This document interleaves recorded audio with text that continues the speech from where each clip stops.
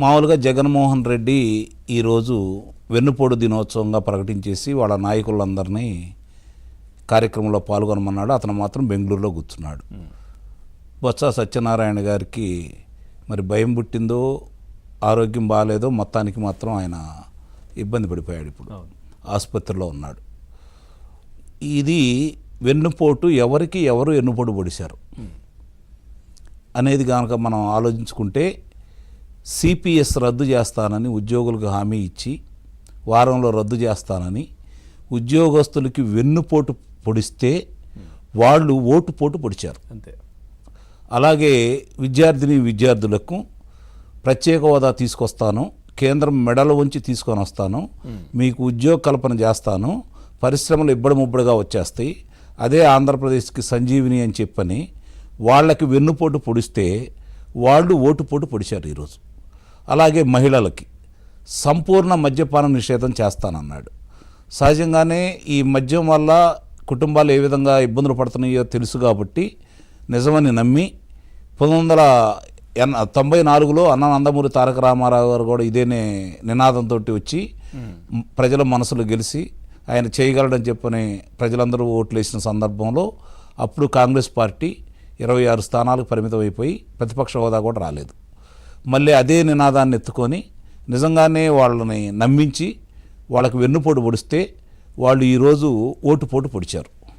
ఇక రైతులకు సంబంధించి కూటమి ప్రభుత్వం అనేక రాయితీలు వాళ్ళకి కావాల్సినవి, అలాగే ముఖ్యంగా రాయలసీమకు నీరు అందించేసి హార్టికల్చర్ హబ్గా దాన్ని మలచి వాళ్ళకి ఆదాయం పెంచే మార్గాల కోసం నీరు సకాలంలో అందించేసి కోస్తాకు సంబంధించి పట్టిసీమ ద్వారా నీళ్ళు అందించేసి రైతులకు మేలు చేసి వాళ్ళకి సరసమైన ధరలకి ధాన్యం కావచ్చు, మిరప కావచ్చు కొనేసి వాళ్ళకి మేలు చేసి వాళ్ళకి పరికరాలు ఇచ్చి వ్యవసాయ పరికరాలు సబ్సిడీకి అందజేసి విత్తనాలు సబ్సిడీకి అందజేసి వాళ్ళ కోసం ప్రతి సంవత్సరం భూసార పరీక్షలు నిర్వహించేసి అన్ని విధాలా రైతులను ఆదుకున్నటువంటి తెలుగుదేశం ప్రభుత్వాన్ని నేనొస్తే 15,000 రూపాయలు ఇస్తానని చెప్పని నమ్మించి 13,000 రూపాయలు ఇస్తానని నమ్మించేసి కేంద్రం ఇచ్చే డబ్బులతో కలిపి తను ఇచ్చినటువంటి 12,500 రూపాయలు కళ్ళ ముందు కనపడతాను. 13,500 రూపాయలు అంటే ఇట్లా రైతులకు వెన్నుపోటు పొడిస్తే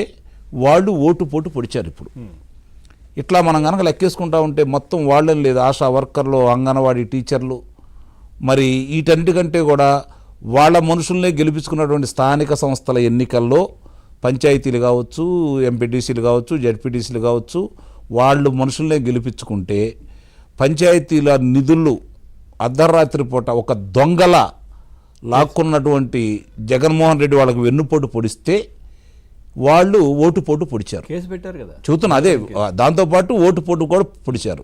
అంటే వెన్నుపోటు పొడిచిన వాళ్ళకి ఓటుపోటు పొడిస్తే ఎలా ఉంటుందో ఈరోజు చాలా స్పష్టంగా చూపించారు.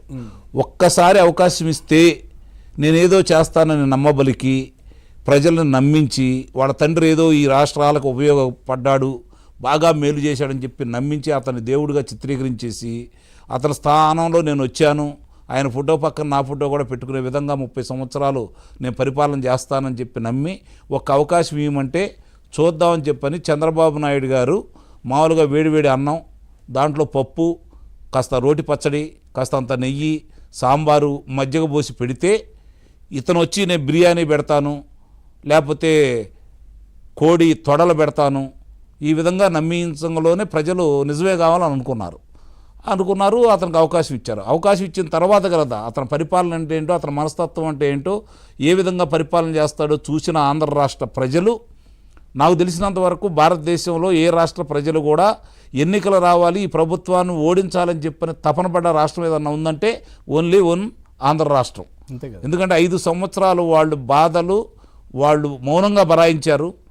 ఎందుకంటే ఏం జరుగుతుందో చూశారు. వాళ్ళ లోక్సభ సభ్యుడు రఘురామకృష్ణరాజు గారిని ఏ విధంగా కొట్టి ఆయన పుట్టినరోజు నాడే చంపేయాలని ప్రయత్నం చేసి అర్ధరాత్రి పూట తీసుకొని వచ్చేసి మానవ సంబంధాలకి ఎంత విలువలు ఇస్తాడో అతను వాళ్ళ తల్లిని చూసినా వాళ్ళని చెల్లిని చూసినా అలాంటివన్నీ చూసిన తర్వాత ప్రజలు తల్లికి చెల్లికి న్యాయం చేయలేని వ్యక్తి, వాళ్ళ లోక్సభ సభ్యుడికే న్యాయం చేయలేని వ్యక్తి మనకేం న్యాయం చేస్తాడు? ఇప్పుడు వరకు చూసాం మనం ఈ రాష్ట్రం ఏ విధంగా ఉంది. దోపిడీలు ముఖ్యంగా మద్యం కావచ్చు, ఇసుక కావచ్చు, గనులు కావచ్చు, భూములు లాక్కోవటం కావచ్చు, చివరికి స్కూల్ పిల్లలకి ఇచ్చే చిక్కీలలో కూడా వాళ్ళు దోచుకున్న విధానం కావచ్చు, మరి వాళ్ళకి ఇస్తానన్నటువంటి 15,000 రూపాయలు